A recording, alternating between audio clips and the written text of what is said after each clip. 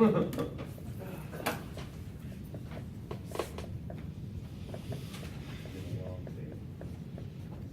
we want to know how we can write the electronic configuration of cations and anions.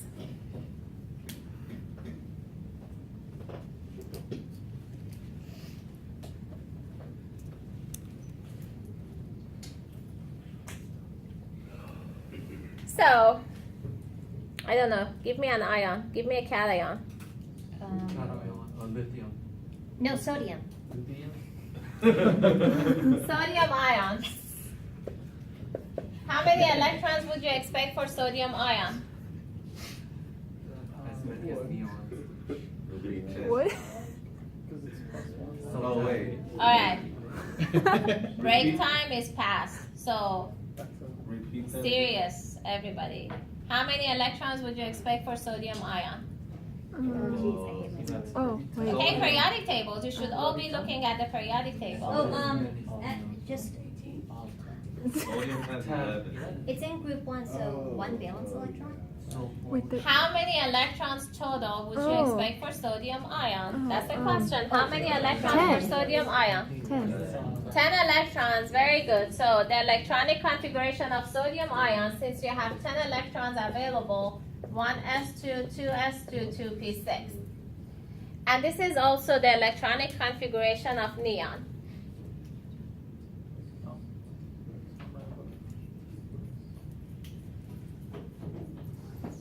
Now, how many electrons would you expect for oxide ion?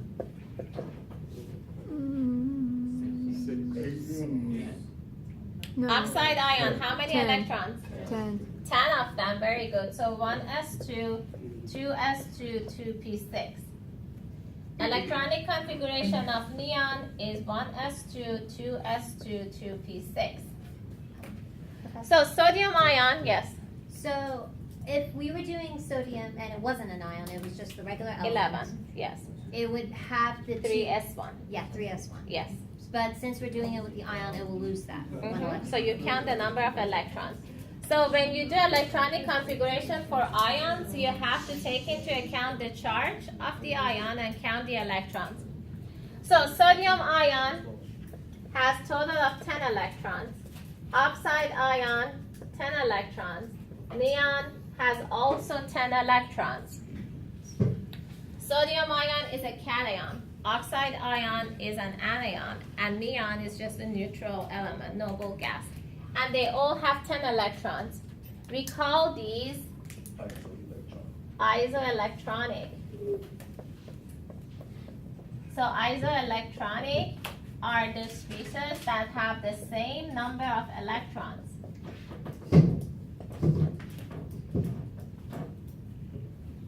Yes. And then you know how when we were doing the box diagram, Uh-huh. there were unpaired electrons? We would call those like paramagnetic, right? We get there. So isoelectronics means same number of electrons. Now I could ask you for cations or anions. For example, I'd say give me a cation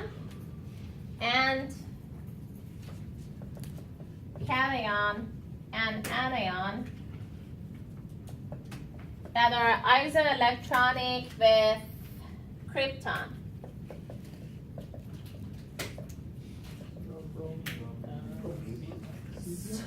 Did I say krypton? So give me two cations that are isoelectronic with krypton. Two cations. What's the charge on cesium? +1. Krypton, why cesium? We want krypton. So rubidium? Rubidium, what would be the charge on rubidium? +1. +1, what else? What would be the charge on the strontium? +2, very good.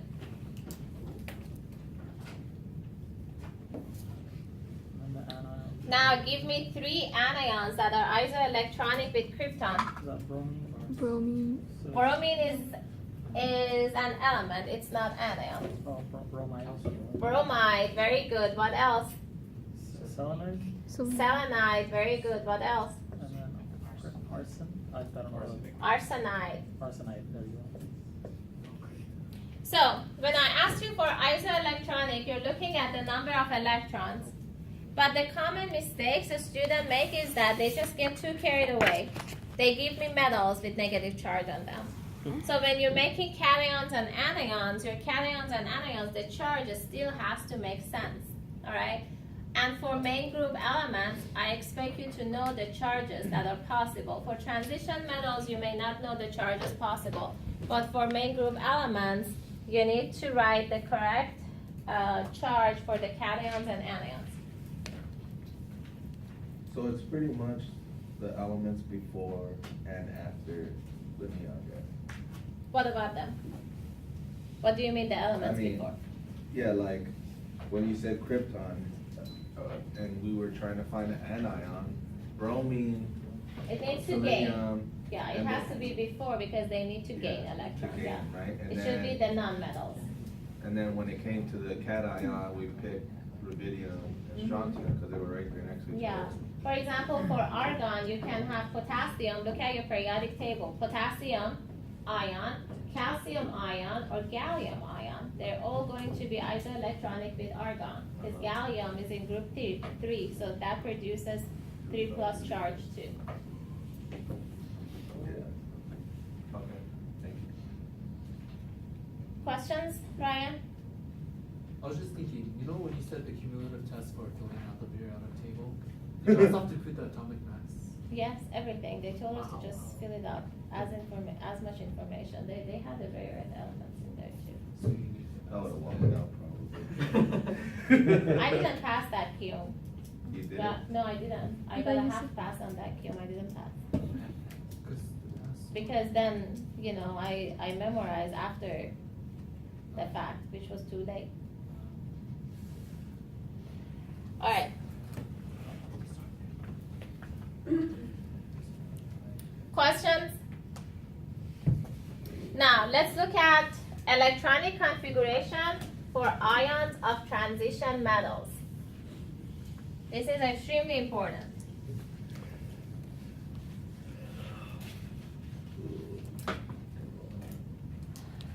So for transition metals,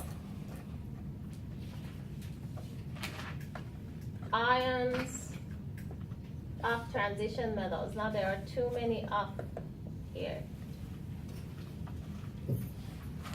So how we write the electronic configurations for ions of transition metals is a lot different, completely and totally different from main group elements. So first of all, do you think transition metals form cations or anions? Cations mostly? Cations, not usually, always. Those are metals. They always form just cations. Now, let's look at the electronic configuration of, let's say, titanium. Titanium is argon, 4s2, 3d2. Remember how I told you as soon as the electrons are all in the orbitals they're supposed to be, they switch?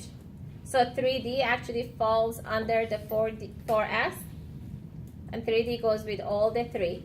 So for transition metals, when you form cations, when you take electrons away, you take electrons away from the orbitals that you fill up first. So since you fill up the 4s first, you take electrons away from the 4s first. So if I want to create titanium plus 1, that 1 electron is going to be taken away from the 4s. So the electronic configuration is 4s1, 3d2.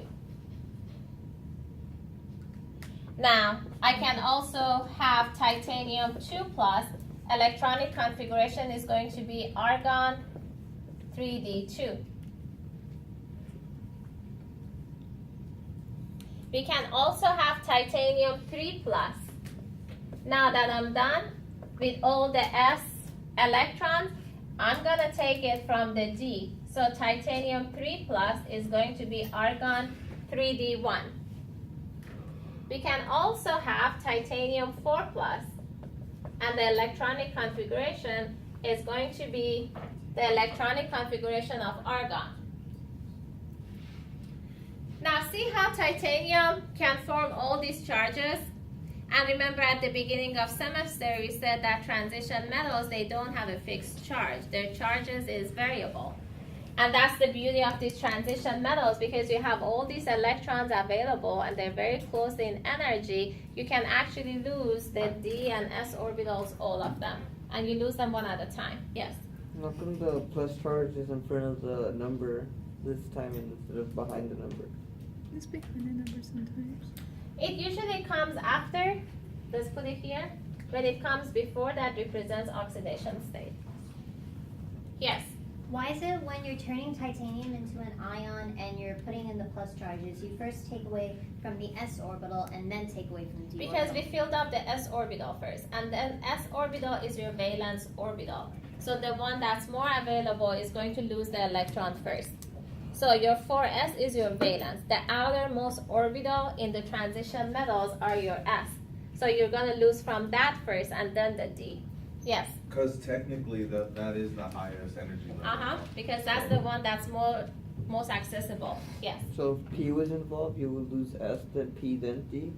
You would lose P, then P S. first and then S, based on the energy. Energy of S is lower than P. You would lose P first and then S. Yes. So this wouldn't change for metals like zinc, silver, nickel, and cadmium, right? No, those are just fixed. The charges are fixed for those, and we talk about them in just a second. Now, see, when I did the electronic configuration of cations of transition metals, I did this based on the electronic configuration of a neutral element. And it's extremely important that for transition metals, you first write the electronic configuration of the neutral element, and then you start taking away electrons. And I'm going to show you how it's going to be different if you don't do it. So let's say I tell you to write the electronic configuration of titanium plus 1. You should know that titanium is a transition metal. You have to write the electronic configuration of titanium metal first, and then start taking away electrons. But let's say you don't do it. You say, okay, titanium has 22 electrons. I take one away. That's a total of 21 electrons. So you write the electronic configuration for 21 electrons. That's argon 4s1. No, not 21. 4s2. That's 20. 3d1. Is this correct? No. So for transition metals, you can count the number of electrons and then write the electronic configuration. You gotta start with the electronic configuration of a metal first, and then take off electrons. And keep in mind that the S is still your valence orbital. You first take off electron from your valence orbital. So first S goes away, and then D.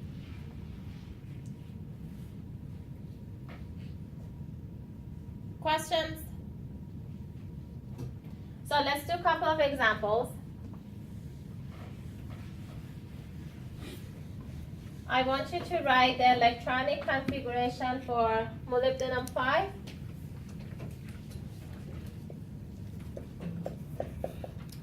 And vanadium 3.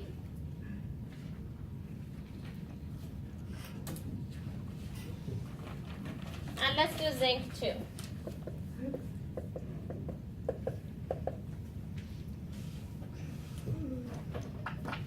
So keep in mind that these are transition metals. You first want to write the electronic configuration of the metal by itself, and then start taking away electrons. So you want us to write the full configuration? All I need is the electronic configuration of the ion, but in order to do that, as your scratch work, you need to write the electronic configuration of the metal first. Of the actual elements set of the ion. Yes. Unless you have the electronic configuration of a neutral metal, you won't be able to write the correct electronic configuration of the ion.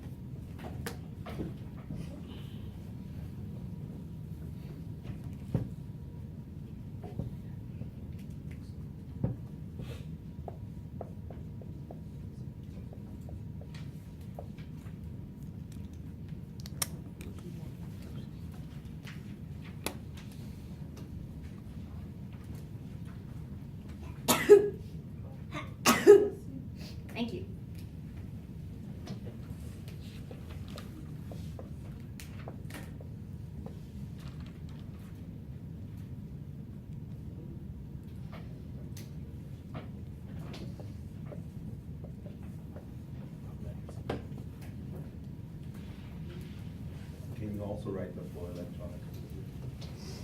What's that? So can you also write the full? I think I'm having trouble.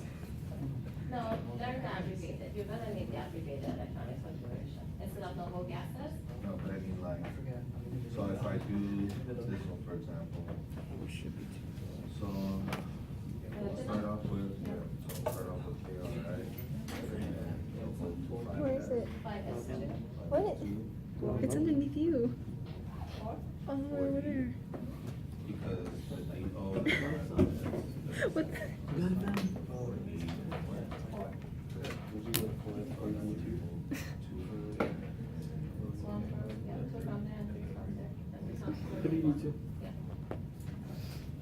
Thank you.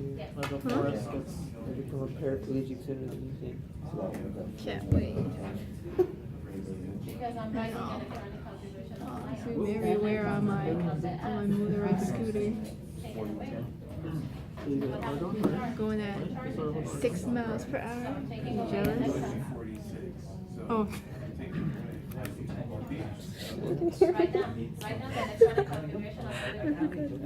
So it's First look at these videos and be like, 5S2 for the I'm sorry. I forgot that it was still going. 44. I think the content provided no longer teaching. Now you're taking 5 electrons. So, I love chemistry because chemistry is great. Electrons and atoms and. So then you end up with only 1 electron. Yeah. I really want to stop. Alright, does everybody have this? Yes. Yep. Now let's look at zinc. Ryan asked earlier, why is it that zinc is always positive 2? So the electronic configuration of zinc by itself is argon 4s2 3d10. So remember, when you lose electrons or gain electrons, the driving force or what you're after is achieving the electronic configuration of either a noble gas or full orbital configuration. So for zinc, if it loses these 2 electrons, which is not hard, it's going to lose these 2 electrons and it's going to end up with a d orbital that's completely full. So zinc is not going to form an ion that has a 3 positive charge because that 3rd electron needs to be taken away from the d orbital. This d orbital has exceptional stability because it's completely full. So taking away 1 extra electron here is going to be extremely hard. So zinc doesn't do that. Zinc doesn't form +1 ions either because think about it. If you take 1 electron away, this is already cool, symmetrical. S is full, D is full too. So if I take only 1 electron away, I'm not achieving anything. I'm just disturbing the symmetry of zinc. So is it gonna happen? No, zinc is not gonna do it either. It's either all or nothing. When it forms an ion, it loses both of them, so it gains, extra stability. Otherwise, there is no reason. So those exceptions of metals in the periodic table goes back to their electronic configuration. Yes? Do they use zinc in batteries? Yes. Zinc positive too. Yes. In all the batteries. It's cheap. Questions? So one last exception here. We're teaching a lot. It's a lot of material. You need to study very, very well at home. So let's look at the electronic configuration of chromium Copper. and copper. Your wish is coming true. This is what I Finally. wanted. This is what I wanted. Yes. Now I gotta go home happy. Yes. So chromium electronic configuration is argon 4s2 3d4, and copper is argon 4s2 3d9. So watch me here. I want to look at the box diagram for these two. First, chromium. So box diagram 4s looks like this, and 3d 1, 2, 3, 4, 5, and it's a 3d. You have 4 electrons in there. Remember earlier in the day I told you half-filled orbitals and completely full orbitals, they have exceptional and extra stability. Remember that? Now, the more electrons you have in the orbital, the more stability you can have. And also keep in mind that from the third period, these S and D orbitals are going to be very, very close in energy because they're mixing. Now, for chromium, if you look at the box diagram of chromium, this D orbital of chromium needs one more electron, and if it gets one other electron, somehow it's going to have an exceptional stability. It's going to be half-filled D orbital, and it's going to have extra stability. So what happens is that one electron from the 4s jumps and fill out this D orbital here. So the electronic configuration of chromium in actuality is 4s1 3d5. And it happens automatically. So the energy to get this electron to move from this orbital and jump here is not really high because these two orbitals are extremely close to each other. So whenever there is that opportunity, and only for one electron, not more than that, this is going to happen.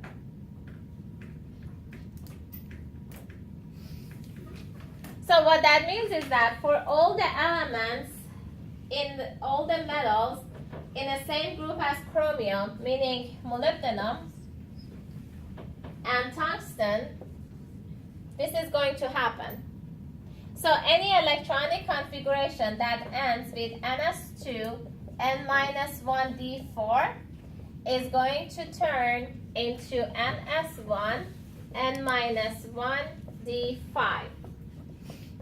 And the only elements that do this are going to be chromium, molybdenum, tungsten. Which reminds me, we probably wrote the electronic configuration of molybdenum 5 wrong in the previous example. We gotta go back. Well, isn't copper another exception? Let's get there, we get there. So I wanna correct on molybdenum 5 while we're here. So molybdenum, electronic configuration of molybdenum is krypton 5s2 4d4, and it's gonna end up being 5s1 4d5. Oh, it won't matter in fact. So for molybdenum 5, it's going to be krypton 4d4 4d1. But if you have molybdenum 1, that 1 is being taken away from the S. The electronic configuration is going to be krypton 4d5. Sorry? I wrote it right, yeah. It was correct. In the previous example, it was correct too. So remember that chromium, molybdenum, tungsten, they're going to be exception. One electron from the S jumps to the D, and that's because by doing that, the D orbital becomes half-filled, and it has exceptional stability. Now, the same thing happens for copper, silver, and gold. So if you look at electronic configuration of copper, that's argon 4s2 3d9.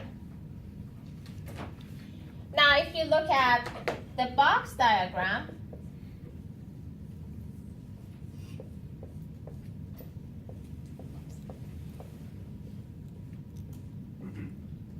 you need one extra electron for the D orbital to be completely full. So one electron from the D, from the S, is going to move to the D orbital. It's going to be argon 4s1 3d10. Now, the answer to Ryan's question earlier, when he said, why is silver only 1 and always 1? Electronic configuration of silver is krypton 5s1 3d10. Why is silver only +1? Because by losing this electron, it becomes 3d10. We can't move or we can't take away more electrons from the silver. We can't disturb this 3d anymore. So any electronic configuration that ends with NS2, N-1D9, it's going to turn into NS1, N-1D10. And that would be copper, silver, and gold.